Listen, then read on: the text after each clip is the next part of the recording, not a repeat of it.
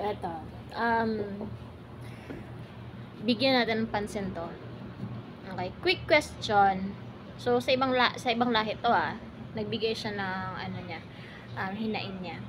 If you have two people that use same glue, okay?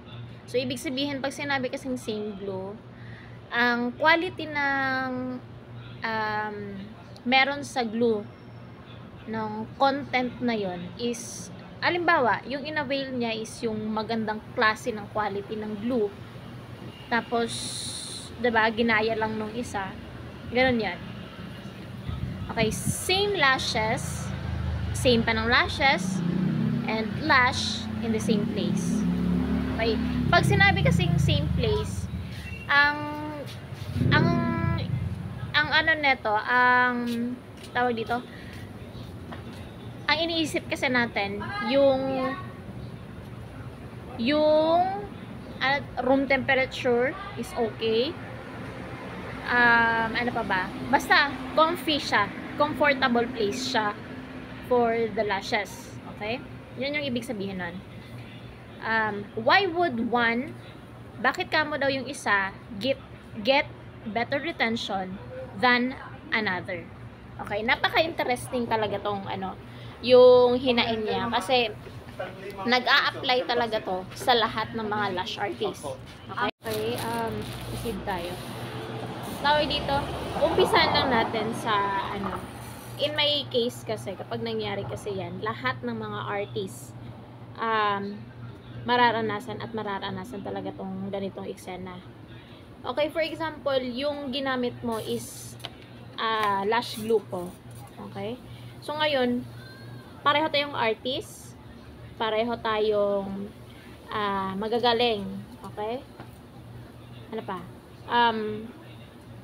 Ang differences lang kasi natin, hindi ko alam kung paano siya ginamit.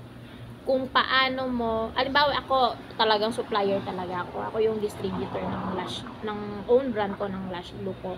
Ngayon, maganda ang retention na binigay sa akin ng lash glue ko, pero ang problema is nasa part mo. Okay? Yan yung itakel natin ngayon, kasi hindi ibig sabihin na kapag maganda yung isa, yung kinalabasan ng isa, tapos ikaw hindi, may problema sa'yo as lash artist. In short, hindi mo kabisado kung paano gamitin yung glue na yan. Okay? Hindi mo alam kung paano mo kilalanin yung glue na yan, yung glue ko na yan.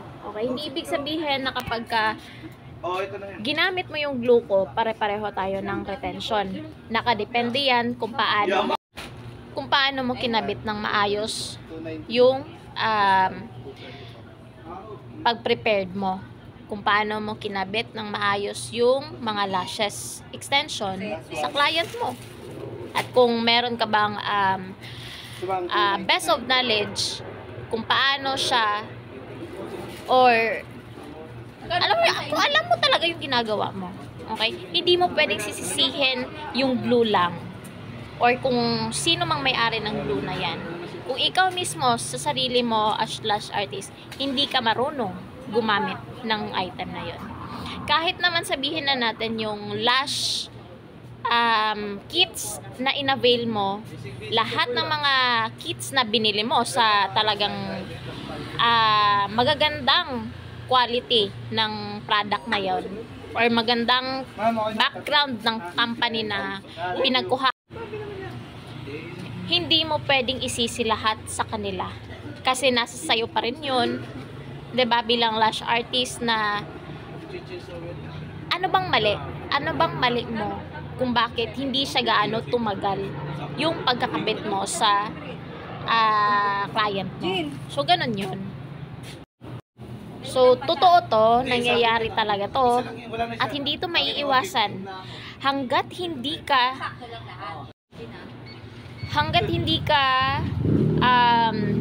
nag-iensayo ng mahabang panahon, 'di ba? Magiging tatalbog talaga lahat ng mga ginawa mong lash extension. Mahirap talaga ang lash extension. Walang madali. Hindi, ay nako. Kahit ngayon,